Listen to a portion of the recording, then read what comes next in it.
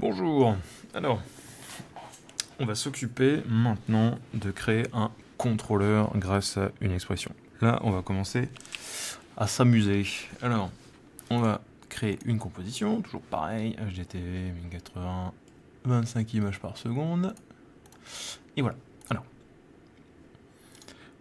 on va continuer, on va la laisser compo 01. On va créer un solide, voilà, qu'on va mettre quand même dans une couleur décente. Hop. Voilà. Alors, imaginons que voilà, ce carré, c'est soit un personnage, soit une balle, soit un décor complet. Alors là, on va créer un contrôleur pour pouvoir justement gérer ce calque-là. Alors vous allez me dire, oui, mais ça sert pas à grand-chose, parce qu'on pourrait aller directement dans la position, ou pour aller changer ça, le scale, tout ça, on pourrait... Ça sert pas à grand-chose d'utiliser un contrôleur. C'est pas faux.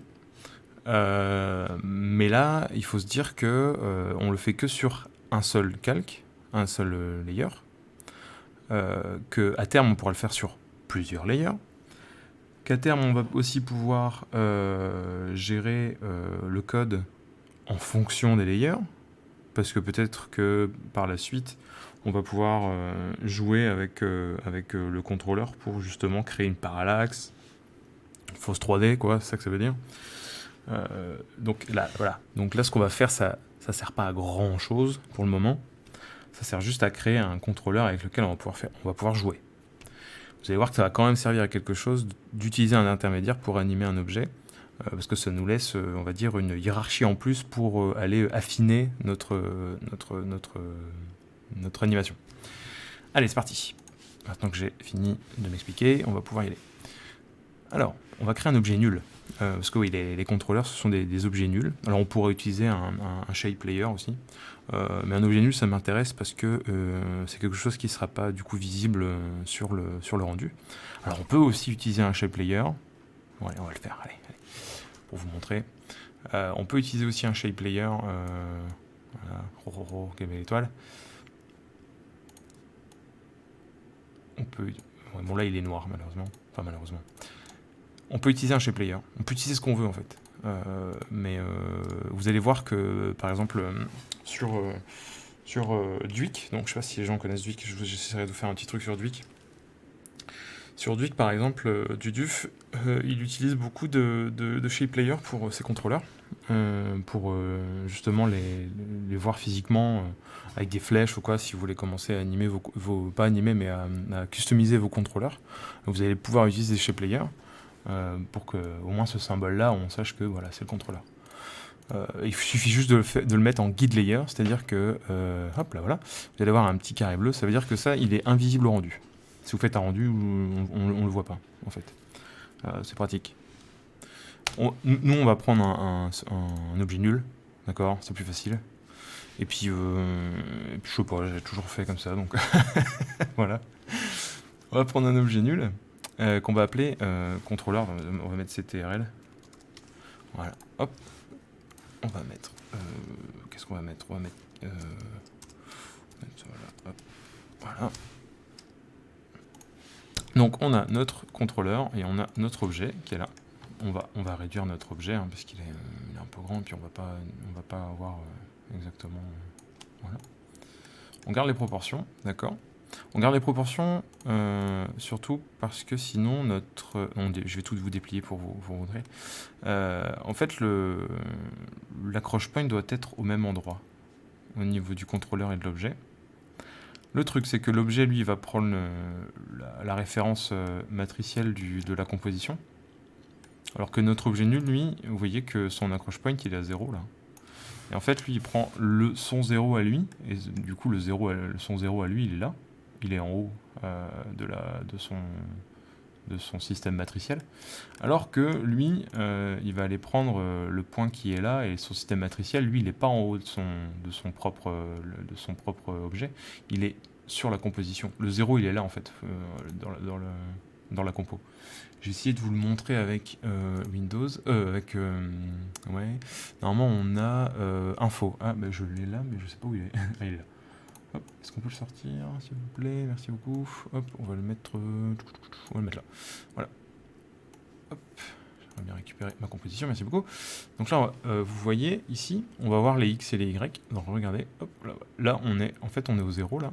Bon, on n'est pas à l'usage près, mais voilà. En gros, le 0 il est ici, et lui du coup il va aller target ça, et on est dans les 900 et les 500. Voilà, c'est exactement ce qu'on a sur notre contrôleur. Et en fait, la position de notre contrôleur, c'est l'accroche point de notre objet. Du coup, il faut faire attention à ça. Faire attention parce que on va avoir tendance à croire que notre accroche point de notre contrôleur et notre accroche point de notre objet est le même, alors que non, justement, c'est là le danger. Donc il faut faire gaffe à ça. Il faut que la position soit la même que l'accroche point, en fait. Ça sera plus fidèle à votre truc. Voilà. Donc ça, il faut vraiment faire gaffe à ça. Parce que ça, vous allez vous faire avoir plein de fois. Même encore moi, maintenant, je me fais avoir sur les accroche points et les contrôleurs. Voilà, c'est comme ça.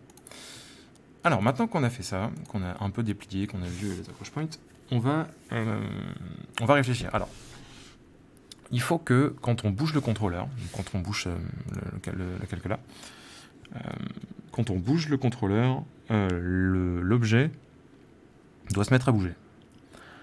Donc, je vais vous laisser quelques secondes. Est-ce qu'il faut faire le code sur l'objet ou sur le contrôleur? On aurait tendance à le faire sur l'objet parce que c'est lui qui va contrôler qui va chapeauter un peu tout. Mais en fait, pas du tout. En fait, il faut qu'on règle l'objet. Le contrôleur, la plupart du temps, lui, il est neutre dans le sens où c'est sur lui qu'on va aller chercher les informations parce que c'est un contrôleur. C'est le bouton en fait. Le bouton, il faut qu'on regarde ce que le bouton va faire pour aller le transmettre, pour que les objets puissent aller prendre les informations. Mais là, c'est ça en fait. C'est les objets qui vont devoir aller se coller au contrôleur, qui vont devoir regarder ce que le contrôleur fait pour faire comme lui. De toute façon, si vous faites l'inverse, vous allez vite voir que ça marche pas. Vous allez commencer à activer, vous allez commencer à bouger votre contrôleur et en fait il va se remettre à l'endroit initial. Alors, on va aller dans position du coup. On va faire un alt-clic sur la position et on va lui demander, comme sur le cours d'avant, d'aller target la position. Paf, voilà. On va s'amuser encore à regarder un peu ça vraiment pour enfoncer le clou. Alors this comp, donc c'est cette compo ici. On va parler du calque qui s'appelle CTRL, donc le calque contrôle, avec transform position. Transform position. Hop, on est bien, on est là. Ok. Et maintenant, quand on va s'amuser à bouger le contrôleur, on a l'objet qui bouge avec. Alors, on va voir quelque chose que je vais vous montrer. After Effects est assez intelligent pour que quand vous allez changer le nom d'un contrôleur, automatiquement, ici, il va changer le nom. Parce que sinon, on va se retrouver avec un CTRL ici, et là un L, et il y aura un conflit parce que lui, il ne va pas trouver le nom du layer, en fait. Du coup, automatiquement, il va aller chercher... voilà, il va aller chercher automatiquement le nom. Donc, si vous pouvez changer par la suite, vous pouvez créer tous vos contrôleurs, vous pouvez mettre le bordel un petit peu, et ranger par la suite. Bon, faut faire gaffe, mais... et ranger par la suite, lui automatiquement il va aller rechercher les noms automatiquement il va aller rechercher les noms. Alors on va ajouter un petit truc, on va ajouter un layer, on va ajouter un objet 2 solide, changer un peu la couleur, voilà, on va l'appeler objet 2, ouais, avec un O c'est mieux. Objet 2, qu'on va mettre là, qu'on va mettre ici, voilà, qu'on va mettre là. Alors on a objet 2, on va changer le nom de source ici, c'est pas grave, ça devrait aller. Alors, on va jouer avec le scale, on va faire alt-clic ici, et on va aller target le scale ici. coup, on va être à 100%, parce que ici, on est à 100%. Et si on vient chipoter avec le scale ici, on va, voilà, ça va aussi bouger là. Et si on bouge ça, ça va bouger juste le calque. L'objet 1 et l'objet 2. Alors, on va s'amuser à faire autre chose maintenant. On a toujours notre carré. On va prendre le scale de l'objet 2. On va essayer de le mettre ailleurs. C'est-à-dire que là, depuis le début, on colle des scales à des scales, des positions à des positions. On va essayer de faire autre chose. On va essayer de coller le scale là à la position de notre contrôleur. Donc, instinctivement, position, on va avoir une compo qui va être de la taille 1165 sur 617. Voyons voir ce que ça donne. On clique à côté, paf, oh là là, on est obligé de reculer. Voilà, ça c'est la taille du livre. C'est pas très utilisable, d'accord? Parce que du coup, quand on va bouger, j'arrive même pas. Voilà. Quand on va bouger ça, voilà, on va commencer à avoir quelque chose de potable et très vite, très vite, ça sort de la compo, quoi. Ce qu'il nous faudrait, c'est rester entre 0 et 100. D'accord? Alors que là, on voit qu'on passe assez vite du côté des 1000. Qu'est-ce qu'il faudrait faire mathématiquement pour pallier à ça? On pourrait peut-être commencer par diviser par 10, peut-être. Essayons. Donc tout ça, là, le calcul qu'il va faire, il va aller chercher du coup le 977 et le 597. Il va falloir le diviser par 10. Rien de plus simple, diviser par 10. Voilà. On clique à côté. Et on va voir que quand on va commencer à bouger le contrôleur, hop, on a quelque chose déjà de beaucoup plus potable. D'accord? Ça sort un peu moins des clous qu'avant.